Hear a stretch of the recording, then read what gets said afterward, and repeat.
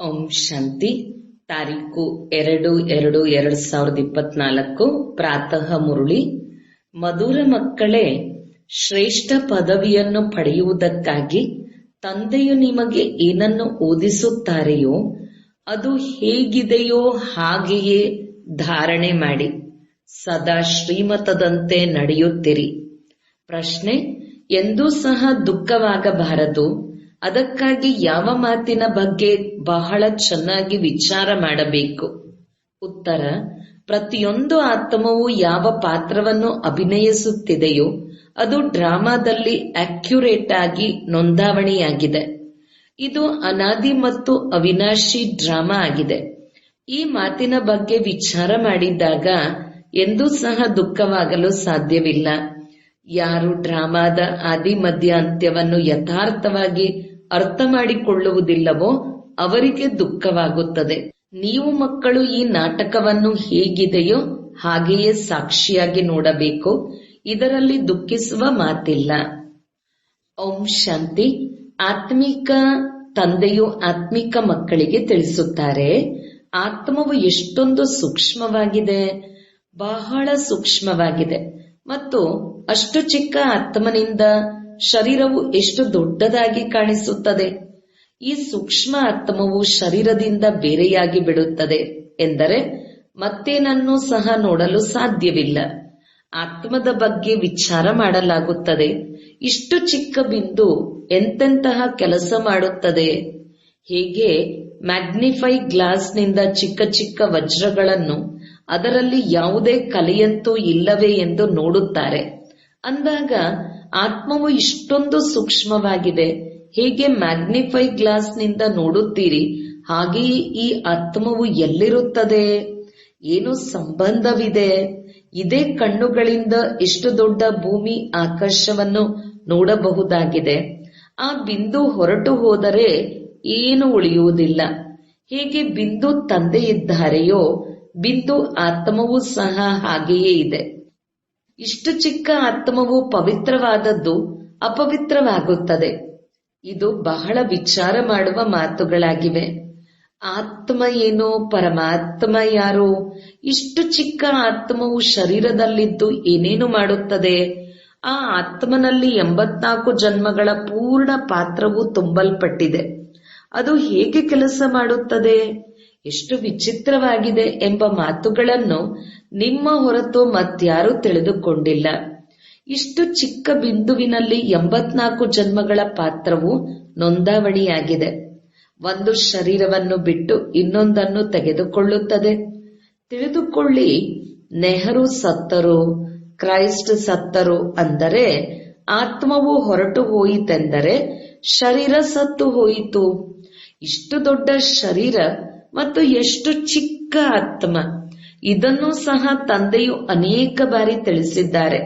ಈ ಸೃಷ್ಟಿ ಚಕ್ರವು ಪ್ರತಿ 5000 ವರ್ಷಗಳ ನಂತರ ಪುನರಾವರ್ತನೆಯಾಗುತ್ತದೆ ಎಂದು ಮನುಷ್ಯರಿಗೆ ಹೇಗೆ ತಿಳಿಯಬೇಕು? ಇಂತಹವರು ಶರೀರ ಬಿಟ್ಟರು. ಇದು ಯಾವುದೇ ಹೊಸ ಮಾತಲ್ಲ. ಅವರ ಆತ್ಮವು ಈ ಶರೀರವನ್ನು ಬಿಟ್ಟು ಇನ್ನೊಂದನ್ನು ಪಡೆದುಕೊಳ್ಳುತ್ತದೆ. 5000 ವರ್ಷಗಳ ಹಿಂದೆಯೂ ಸಹ ಈ ನಾಮರೂಪವನ್ನು ಇದೇ ಸಮಯದಲ್ಲಿ ಬಿಟ್ಟಿದ್ದರು. ನಾನು ಒಂದು ಶರೀರವನ್ನು ಬಿಟ್ಟು ಇನ್ನೊಂದರಲ್ಲಿ ಪ್ರವೇಶ ಮಾಡುತ್ತೇನೆಂದು ಆತ್ಮಕ್ಕೆ ಗೊತ್ತಿದೆ. ಈಗ ನೀವು ಶಿವ ಜಯಂತಿಯನ್ನು ಆಚರಿಸುತ್ತಿದ್ದೀರಿ. 5000 ವರ್ಷಗಳ ಹಿಂದೆಯೂ ಸಹ ಶಿವ ಜಯಂತಿಯನ್ನು ಆಚರಿಸಿದ್ದೇವೆಂದು ತೋರಿಸುತ್ತೀರಿ. ಪ್ರತಿ 5000 ವರ್ಷಗಳ ನಂತರ ಶಿವ ಜಯಂತಿ ಯಾವುದು ವಜ್ರ ಸಮಾನವಾಗಿದೆಯೋ ಅದನ್ನು ಆಚರಿಸುತ್ತಲೇ ಇರುತ್ತಾರೆ. ಇವು ಸತ್ಯ ಮಾತುಗಳಾಗಿವೆ. ಇದಕ್ಕೆ ನೀವು ಹೇಳುತ್ತೀರಿ, ಇದು ಹೊಸ ಮಾತೇನಲ್ಲ. ಇತಿಹಾಸವು ಅಥವಾ ಚರಿತ್ರೆಯು ಪುನರಾವರ್ತನೆಯಾಗುತ್ತದೆ. 5000 ವರ್ಷಗಳ ನಂತರ ಯಾರೆಲ್ಲ ಪಾತ್ರಧಾರಿಗಳಿದ್ದಾರೆಯೋ ಅವರು ತಮ್ಮ ಶರೀರವನ್ನು ಪಡೆಯುತ್ತಾರೆ. ಒಂದು ನಾಮ, ರೂಪ, ದೇಶ, ಕಾಲವನ್ನು ಬಿಟ್ಟು ಇನ್ನೊಂದನ್ನು ಪಡೆದುಕೊಳ್ಳುತ್ತಾರೆ. ಇದರ ಬಗ್ಗೆ ವಿಚಾರ ಸಾಗರ ಮಂಥನವನ್ನು ಮಾಡಿ. ಈ ರೀತಿ ಬರೆಯಬೇಕು. ಮೊದಲು ಎಂದಾದರೂ ಮಿಲನ ಮಾಡಿದ್ದೀರಾ? ಇಷ್ಟು ಚಿಕ್ಕ ಆತ್ಮನೊಂದಿಗೆ ಕೇಳಲಾಗುತ್ತದೆಯಲ್ಲವೇ? ನೀವು ಈ ನಾಮರೂಪದಲ್ಲಿ ಮೊದಲು ಎಂದಾದರೂ ಮಿಲನ ಮಾಡಿದ್ದೀರಾ? ಆತ್ಮವು ಕೇಳಿತು. ಅನೇಕರು ಹೇಳುತ್ತಾರೆ, ಹೌದು ಬಾಬಾ, ತಮ್ಮೊಂದಿಗೆ ಕಲ್ಪದ ಹಿಂದೆಯೂ ಮಿಲನ ಮಾಡಿದ್ದೆವು. ಇಡೀ ನಾಟಕದ ಪಾತ್ರವು ಬುದ್ಧಿಯಲ್ಲಿದೆ. ಹೇಗೆ ಆ ಅಲ್ಪಕಾಲದ ನಾಟಕವು ಅಕ್ಯುರೇಟ್ ಆಗಿದೆ, ಇದರಲ್ಲಿ ಸ್ವಲ್ಪವೂ ಅಂತರವಾಗುವುದಿಲ್ಲ. ಹೇಗೆ ಆ ಅಲ್ಪಕಾಲದ ಬಯೋಸ್ಕೋಪ್ ಅನ್ನು ಯಂತ್ರದಿಂದ ನಡೆಸಿ ತೋರಿಸುತ್ತಾರೆ, ಅದರಲ್ಲಿ 2-4 ರೋಲ್ಗಳು ಇರಬಹುದು, ಅವು ಸುತ್ತುತ್ತಿರುತ್ತವೆ. ಇದಂತೂ ಅನಾದಿ ಅವಿನಾಶಿ ಒಂದೇ ಬೇಹದ್ದಿನ ನಾಟಕವಾಗಿದೆ. ಇದರಲ್ಲಿ ಎಷ್ಟು ಜನ್ಮಗಳು, ಎಷ್ಟು ದೊಡ್ಡ ಚಲನಚಿತ್ರದ ರೋಲ್ ಇರಬಹುದು. ಇದು ಸಹ ಸೃಷ್ಟಿಯಾಗಿದೆ. ಇದು ಯಾರ ಬುದ್ಧಿಯಲ್ಲಿ ಕುಳಿತುಕೊಳ್ಳುತ್ತದೆ? ಇದಂತೂ ಆ ಸ್ಥೂಲ ರೆಕಾರ್ಡ್ ತರಹವೇ ಇದೆ. ಬಹಳ ವಿಚಿತ್ರವಾಗಿದೆ. 84 ಲಕ್ಷ ಜನ್ಮಗಳಂತೂ ಇರಲು ಸಾಧ್ಯವಿಲ್ಲ. ಇದು 84ರ ಚಕ್ರವೇ ಆಗಿದೆ. ಇದರ ಪರಿಚಯವನ್ನು ಹೇಗೆ ಕೊಡುವುದು? ಪತ್ರಕರ್ತರಿಗೂ ಸಹ ತಿಳಿಸಿದಾಗ ಅವರು ಪತ್ರಿಕೆಯಲ್ಲಿ ಹಾಕುತ್ತಾರೆ, ಕಾದಂಬರಿಯಲ್ಲಿಯೂ ಸಹ ಪದೇ ಪದೇ ಹಾಕಬಹುದು. ತಾವು ಈ ಸಂಗಮಯುಗದ ಸಮಯದ ಮಾತುಗಳನ್ನೇ ಆಡುತ್ತಾರೆ. ಸತ್ಯಯುಗದಲ್ಲಂತೂ ಈ ಮಾತುಗಳು ಇರುವುದಿಲ್ಲ, ಅಥವಾ ಕಲಿಯುಗದಲ್ಲಿಯೂ ಇರುವುದಿಲ್ಲ. ಪ್ರಾಣಿ ಪಕ್ಷಿ ಮೊದಲಾದವುಗಳೆಲ್ಲವನ್ನು 5000 ವರ್ಷಗಳ ನಂತರ ನೋಡಲಾಗುತ್ತದೆ. ವ್ಯತ್ಯಾಸವಾಗುವುದಿಲ್ಲ. ಡ್ರಾಮಾದಲ್ಲಿ ಪೂರ್ಣ ನಿಗದಿತವಾಗಿದೆ. ಸತ್ಯಯುಗದಲ್ಲಿ ಪ್ರಾಣಿಗಳು ಬಹಳ ಸುಂದರವಾಗಿರುತ್ತವೆ. ಪೂರ್ಣ ವಿಶ್ವದ ಇತಿಹಾಸ, ಭೂಗೋಳ ಪುನರಾವರ್ತನೆಯಾಗುತ್ತದೆ. ಹೇಗೆ ಡ್ರಾಮಾದಲ್ಲಿ ನೊಣ ಹಾರಿ ಹೋಗುವುದು ಸಹ ಶೂಟಿಂಗ್ ಆಗುತ್ತದೆ, ಅದು ಪುನರಾವರ್ತನೆಯಾಗುತ್ತದೆ. ಈಗ ನಾವು ಚಿಕ್ಕ ಚಿಕ್ಕ ಮಾತುಗಳ ಬಗ್ಗೆ ವಿಚಾರ ಮಾಡುವುದಿಲ್ಲ. ಮೊದಲು ತಂದೆಯು ಸ್ವಯಂ ತಿಳಿಸುತ್ತಾರೆ, ನಾನು ಕಲ್ಪ ಕಲ್ಪದ ಸಂಗಮ ಯುಗದಲ್ಲಿ ಈ ಭಾಗ್ಯಶಾಲಿ ರಥದಲ್ಲಿ ಬರುತ್ತೇನೆ. ಆತ್ಮವೇ ಹೇಳುತ್ತದೆ, ಹೇಗೆ ಬರುತ್ತೇನೆ? ಇಷ್ಟು ಚಿಕ್ಕ ಬಿಂದುವಾಗಿದ್ದೇನೆ. ಅವರಿಗೆ ಜ್ಞಾನ ಸಾಗರ ಎಂದು ಹೇಳಲಾಗುತ್ತದೆ. ಈ ಮಾತುಗಳನ್ನು ನೀವು ಮಕ್ಕಳಲ್ಲಿಯೂ ಯಾರು ಬುದ್ಧಿವಂತರಿದ್ದಾರೆಯೋ ಅವರೇ ತಿಳಿದುಕೊಳ್ಳುತ್ತಾರೆ.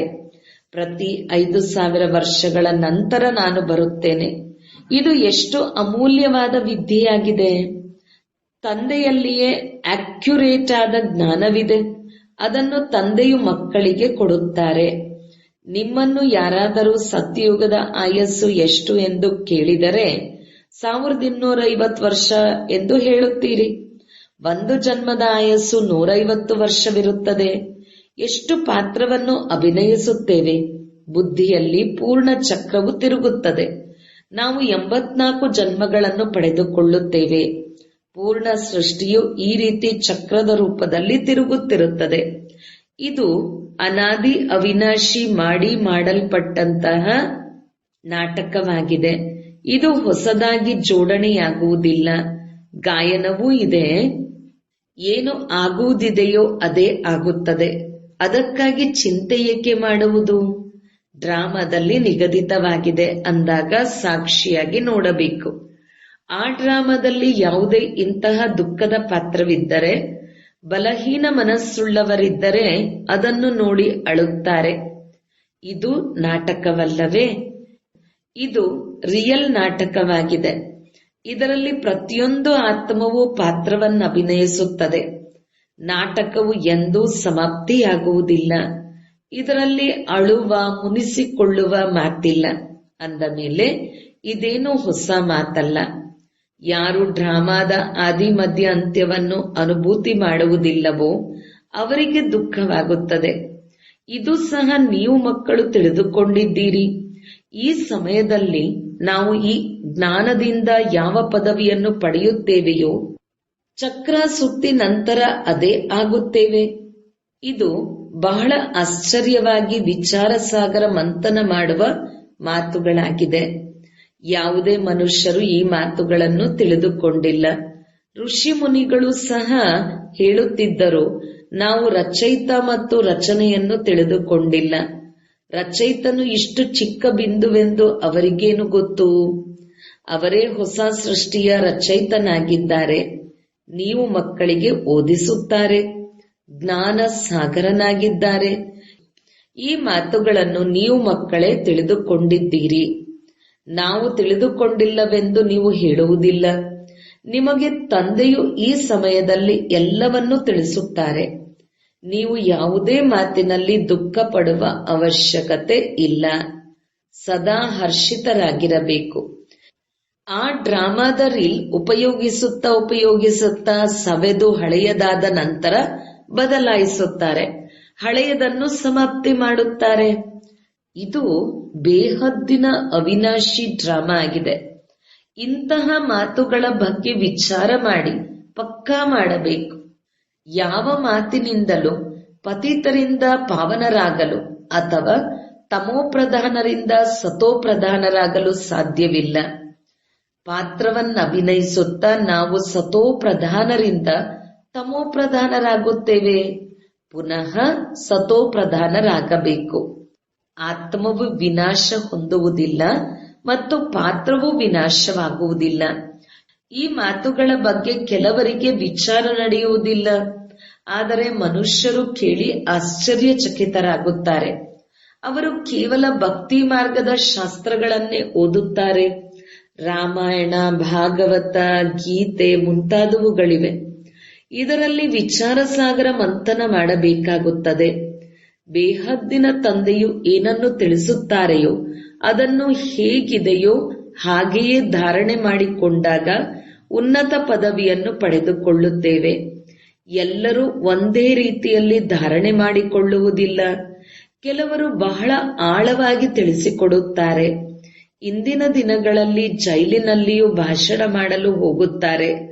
ವೇಶ್ಯರ ಬಳಿಯೂ ಭಾಷಣ ಮಾಡಲು ಹೋಗುತ್ತಾರೆ. ಕಿವುಡರ ಕುರುಡರ ಬಳಿಯೂ ಮಕ್ಕಳು ಹೋಗುತ್ತಾರೆ. ಏಕೆಂದರೆ ಅವರಿಗೂ ಅಧಿಕಾರವಿದೆ. ಸನ್ನೆಯಿಂದ ತಿಳಿದುಕೊಳ್ಳುತ್ತಾರೆ. ತಿಳಿದುಕೊಳ್ಳುವ ಆತ್ಮವು ಒಳಗಡೆ ಇದೆಯಲ್ಲವೇ? ಚಿತ್ರವನ್ನು ಮುಂದಿಟ್ಟರೆ ಓದಬಹುದಲ್ಲವೇ? ಆತ್ಮದಲ್ಲಿ ಬುದ್ಧಿ ಇದೆ ಅಲ್ಲವೇ? ಬಲೆ ಕುರುಡರು ಕುಂಟರಾಗಿರಬಹುದು, ಆದರೆ ಒಂದಲ್ಲ ಒಂದು ಪ್ರಕಾರದಿಂದ ತಿಳಿದುಕೊಳ್ಳಬಹುದು. ಕುರುಡರಿಗೆ ಕಿವಿ ಇದೆಯಲ್ಲವೇ? ನಿಮ್ಮ ಏಣಿಯ ಚಿತ್ರವು ಬಹಳ ಚೆನ್ನಾಗಿದೆ. ಈ ಜ್ಞಾನ ಯಾರಿಗಾದರೂ ತಿಳಿಸಿ ಸ್ವರ್ಗದಲ್ಲಿ ಹೋಗಲು ಯೋಗ್ಯರನ್ನಾಗಿ ಮಾಡಬಹುದು. ಆತ್ಮವು ತಂದೆಯಿಂದ ಆಸ್ತಿಯನ್ನು ಪಡೆದುಕೊಳ್ಳುತ್ತದೆ. ಸ್ವರ್ಗದಲ್ಲಿ ಹೋಗಬಹುದಾಗಿದೆ. ಬಲೆ ಕರ್ಮೇಂದ್ರಿಯಗಳು ಬಲಹೀನವಾಗಿರಬಹುದು, ಆದರೆ ಸತ್ಯಯುಗದಲ್ಲಿ ಕುರುಡರು ಕುಂಟರು ಇರುವುದಿಲ್ಲ. ಅಲ್ಲಿ ಆತ್ಮ ಮತ್ತು ಶರೀರವು ಕಂಚನದ ಚಿನ್ನದ ಸಮಾನವಾಗಿರುತ್ತದೆ. ಪ್ರಕೃತಿಯು ಚಿನ್ನದ ಸಮಾನವಾಗಿರುತ್ತದೆ. ಅಲ್ಲಿನ ಪ್ರತಿಯೊಂದು ವಸ್ತುವು ಚಿನ್ನದ ಸಮಾನವಾಗಿರುತ್ತದೆ. ಇದು ಸಹ ಡ್ರಾಮಾದಲ್ಲಿ ಮಾಡಲ್ಪಟ್ಟಿರುತ್ತದೆ. 1 ಸೆಕೆಂಡಿನ ರೀತಿ ಮತ್ತೊಂದು ಸೆಕೆಂಡ್ ಇರುವುದಿಲ್ಲ. ಸ್ವಲ್ಪವಾದರೂ ವ್ಯತ್ಯಾಸವಿರುತ್ತದೆ. ಇಂತಹ ಡ್ರಾಮಾವನ್ನು ಸಾಕ್ಷಿಯಾಗಿ ನೋಡಬೇಕು. ಈ ಜ್ಞಾನವು ನಿಮಗೆ ಈಗ ಸಿಗುತ್ತದೆ, ಮತ್ತೆಂದೂ ಸಿಗುವುದಿಲ್ಲ. ಮೊದಲು ಈ ಜ್ಞಾನ ಇರುವುದಿಲ್ಲ. ಇದು ಅನಾದಿ ಅವಿನಾಶಿ ಮಾಡಲ್ಪಟ್ಟ ಡ್ರಾಮಾ ಆಗಿದೆ ಎಂದು ಹೇಳಲಾಗುತ್ತದೆ. ಇದನ್ನು ಚೆನ್ನಾಗಿ ತಿಳಿದು ಮತ್ತು ಧಾರಣೆ ಮಾಡಿಕೊಂಡು ಅನ್ಯರಿಗೂ ತಿಳಿಸಬೇಕು. ನೀವು ಬ್ರಾಹ್ಮಣರೇ ಈ ಜ್ಞಾನವನ್ನು ತಿಳಿದುಕೊಂಡಿದ್ದೀರಿ. ಈ ಸಕ್ಕರೆ ಅನ್ನ ನಿಮಗೆ ಸಿಗುತ್ತದೆ. ಒಳ್ಳೆಯ ವಸ್ತುವನ್ನು ಮಹಿಮೆ ಮಾಡಲಾಗುತ್ತದೆ. ಹೊಸ ಪ್ರಪಂಚವು ಹೇಗೆ ಸ್ಥಾಪನೆಯಾಗುತ್ತದೆ, ಪುನಃ ಈ ರಾಜ್ಯವು ಹೇಗೆ ಆಗುತ್ತದೆ ಎನ್ನುವುದು ನಂಬರ್ವಾರ್ ತಿಳಿದುಕೊಂಡಿದ್ದೀರಿ. ಯಾರು ತಿಳಿದುಕೊಂಡಿದ್ದಾರೆಯೋ ಅವರು ಅನ್ಯರಿಗೂ ತಿಳಿಸಿಕೊಡಬಹುದು. ಬಹಳಷ್ಟು ಖುಷಿ ಇರುತ್ತದೆ. ಕೆಲವರಿಗೆ ಪೈಸೆಯಷ್ಟು ಖುಷಿ ಇರುವುದಿಲ್ಲ. ಎಲ್ಲರದು ತನ್ನದೇ ಆದ ಪಾತ್ರವಿದೆ. ಯಾರಿಗೆ ಬುದ್ಧಿಯಲ್ಲಿ ಕೂರುತ್ತದೆಯೋ, ವಿಚಾರ ಸಾಗರ ಮಂಥನ ಮಾಡುತ್ತಾರೆಯೋ ಅವರೇ ಅನ್ಯರಿಗೆ ತಿಳಿಸುತ್ತಾರೆ. ನಿಮ್ಮ ಈ ವಿದ್ಯೆಯಿಂದ ಈ ಪದವಿಯನ್ನು ಪಡೆಯುತ್ತೀರಿ. ನೀವು ಆತ್ಮವೆಂದು ಯಾರಿಗಾದರೂ ತಿಳಿಸಬಹುದು. ಆತ್ಮವೇ ಪರಮಾತ್ಮನನ್ನು ನೆನಪು ಮಾಡುತ್ತದೆ. ಎಲ್ಲ ಆತ್ಮಗಳು ಸಹೋದರರಾಗಿದ್ದಾರೆ. God is one. ದೇವರು ಒಬ್ಬನೇ. ಬಾಕಿ ಎಲ್ಲಾ ಮನುಷ್ಯರಲ್ಲಿಯೂ ಆತ್ಮವಿದೆ. ಎಲ್ಲ ಆತ್ಮಗಳಿಗೆ ಪಾರಲೌಕಿಕ ತಂದೆಯೊಬ್ಬರೇ ಆಗಿದ್ದಾರೆ. ಯಾರಿಗೆ ಪಕ್ಕಾ ನಿಶ್ಚಯ ಬುದ್ಧಿ ಇರುತ್ತದೆಯೋ ಅವರನ್ನು ಯಾರೂ ಬದಲಾಯಿಸಲು ಸಾಧ್ಯವಿಲ್ಲ. ಹಸಿಯಾಗಿದ್ದರೆ ಬೇಗ ಬದಲಾಯಿಸುತ್ತಾರೆ. ಸರ್ವವ್ಯಾಪಿಯ ಜ್ಞಾನದ ಬಗ್ಗೆ ಎಷ್ಟೊಂದು ಚರ್ಚೆ ಮಾಡುತ್ತಾರೆ. ಅವರು ಸಹ ಜ್ಞಾನದಲ್ಲಿ ಪಕ್ಕ ಇದ್ದಾರೆ. ಅವರು ಮನುಷ್ಯರು ನಮ್ಮ ಜ್ಞಾನದರಲ್ಲ. ಅವರನ್ನು ದೇವತಾ ಧರ್ಮದವರು ಎಂದು ಹೇಳಲಾಗುವುದಿಲ್ಲ. ಆದಿ ಸನಾತನ ದೇವಿ ದೇವತಾ ಧರ್ಮವು ಪ್ರಾಯಲೋಪವಾಗಿದೆ. ನಮ್ಮ ಆದಿ ಸನಾತನ ಧರ್ಮವು ಪವಿತ್ರ ಪ್ರವೃತ್ತಿಯಾಗಿತ್ತು ಎಂದು ನೀವು ಮಕ್ಕಳಿಗೆ ತಿಳಿದಿದೆ. ಈಗ ಅಪವಿತ್ರವಾಗಿದೆ. ಯಾರು ಮೊದಲು ಪೂಜ್ಯರಾಗಿದ್ದರೋ ಅವರೇ ಪೂಜಾರಿಯಾಗಿದ್ದಾರೆ. ಬಹಳ ಮಾತುಗಳು ಕಂಠಪಾಠ ಮಾಡಿದ್ದರೆ ತಿಳಿಸುತ್ತಿರುತ್ತಾರೆ. ತಂದೆಯು ನಿಮಗೆ ತಿಳಿಸುತ್ತಾರೆ, ನೀವು ಅನ್ಯರಿಗೆ ಈ ಸೃಷ್ಟಿಯ ಚಕ್ರವು ಹೇಗೆ ಸುತ್ತುತ್ತದೆ ಎಂದು ತಿಳಿಸಿರಿ. ನಿಮ್ಮ ವಿನಃ ಬೇರೆ ಯಾರೂ ತಿಳಿದಿಲ್ಲ. ನಿಮ್ಮಲ್ಲಿಯೂ ನಂಬರ್ವಾರ್ ಇದ್ದಾರೆ. ತಂದೆಯು ಗಳಿಗೆ ಗಳಿಗೆಗೆ ಪುನರಾವರ್ತನೆ ಮಾಡಬೇಕಾಗುತ್ತದೆ. ಏಕೆಂದರೆ ಹೊಸಬರು ಬರುತ್ತಿರುತ್ತಾರೆ. ಆದಿಯಲ್ಲಿ ಹೇಗೆ ಸ್ಥಾಪನೆಯಾಯಿತು ಎಂದು ನಿಮ್ಮನ್ನು ಕೇಳಿದರೆ ನೀವು ಪುನರಾವರ್ತನೆ ಮಾಡಬೇಕಾಗುತ್ತದೆ. ನೀವು ಬಹಳ ಚಟುವಟಿಕೆಯಿಂದಿರುತ್ತೀರಿ. ಚಿತ್ರಗಳ ಬಗ್ಗೆ ನೀವು ತಿಳಿಸಿಕೊಡಬಹುದು. ಆದರೆ ಜ್ಞಾನದ ಧಾರಣೆಯು ಎಲ್ಲರಿಗೂ ಏಕರಸವಾಗಿ ಆಗುವುದಿಲ್ಲ. ಇದರಲ್ಲಿ ಜ್ಞಾನವೂ ಬೇಕು, ಯೋಗವೂ ಬೇಕು, ಧಾರಣೆಯೂ ಬೇಕು. ಸತೋಪ್ರಧಾನರಾಗಲು ತಂದೆಯನ್ನು ಅವಶ್ಯಕವಾಗಿ ನೆನಪು ಮಾಡಬೇಕು. ಕೆಲವು ಮಕ್ಕಳಂತೂ ತನ್ನ ಕೆಲಸ ಕಾರ್ಯಗಳಲ್ಲಿ ತತ್ಪರರಾಗಿರುತ್ತಾರೆ. ಸ್ವಲ್ಪವೂ ಪುರುಷಾರ್ಥ ಮಾಡುವುದಿಲ್ಲ. ಇದು ಡ್ರಾಮಾದಲ್ಲಿ ನಿಗದಿತವಾಗಿದೆ. ಕಲ್ಪದ ಹಿಂದೆ ಯಾರೆಷ್ಟು ಪುರುಷಾರ್ಥ ಮಾಡಿದ್ದರೋ ಅಷ್ಟೇ ಪುರುಷಾರ್ಥವನ್ನು ಮಾಡುತ್ತಾರೆ. ಅಂತಿಮದಲ್ಲಿ ನೀವು ಸಂಪೂರ್ಣ ಸಹೋದರರಾಗಿರಬೇಕು. ಅಶರೀರಿಯಾಗಿ ಬಂದೆವು, ಅಶರೀರಿಯಾಗಿ ಹೋಗಬೇಕು. ಅಂತ್ಯದಲ್ಲಿ ಬೇರೆ ಯಾರೂ ನೆನಪಿಗೆ ಬರಬಾರದು. ಈಗಂತೂ ಹಿಂತಿರುಗಿ ಹೋಗಲು ಸಾಧ್ಯವಿಲ್ಲ. ವಿನಾಶ ಆಗುವವರೆಗೂ ಸ್ವರ್ಗದಲ್ಲಿ ಹೋಗಲು ಹೇಗೆ ಸಾಧ್ಯ?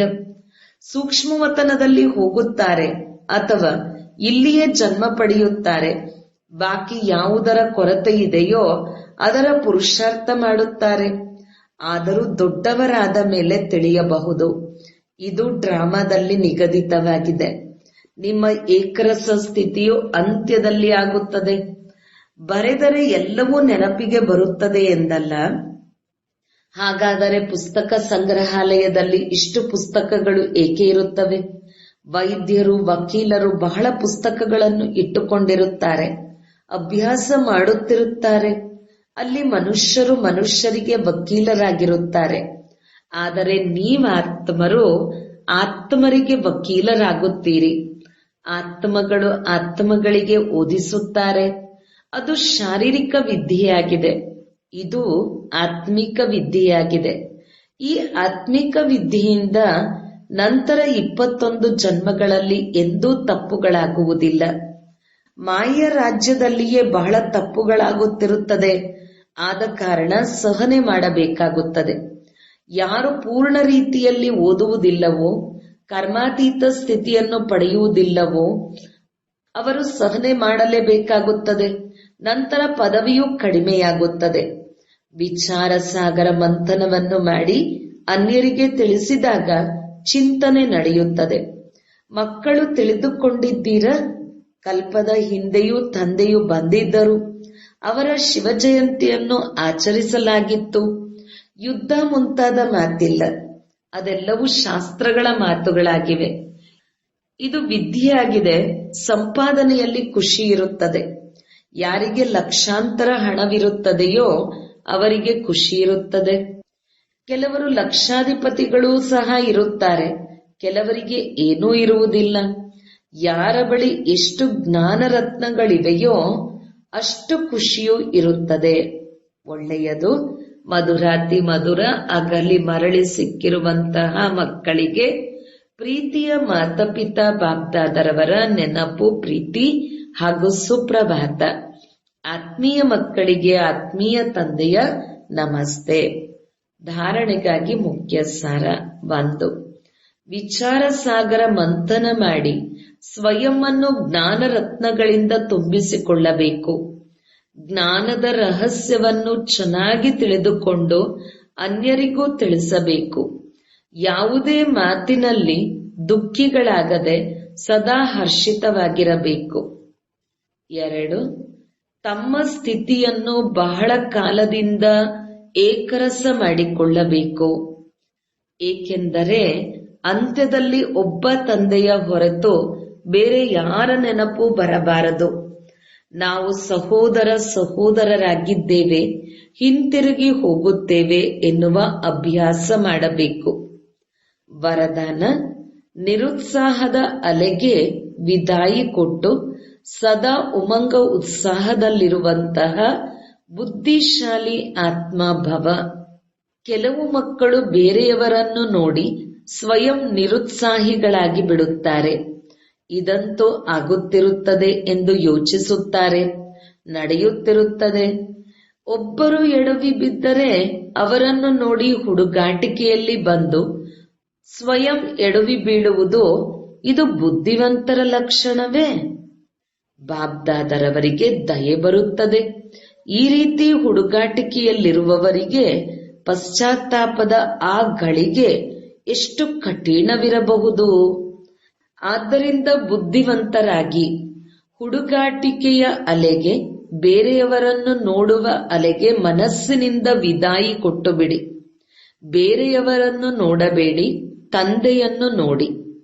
ಸ್ಲೋಗನ್: ವಾರಸುದಾರ ಕ್ವಾಲಿಟಿಯನ್ನು ತಯಾರು ಮಾಡಿ, ಆಗ ಪ್ರತ್ಯಕ್ಷತೆಯ ನಗಾರಿ ಬಾರಿಸುತ್ತದೆ. ಓಂ ಶಾಂತಿ.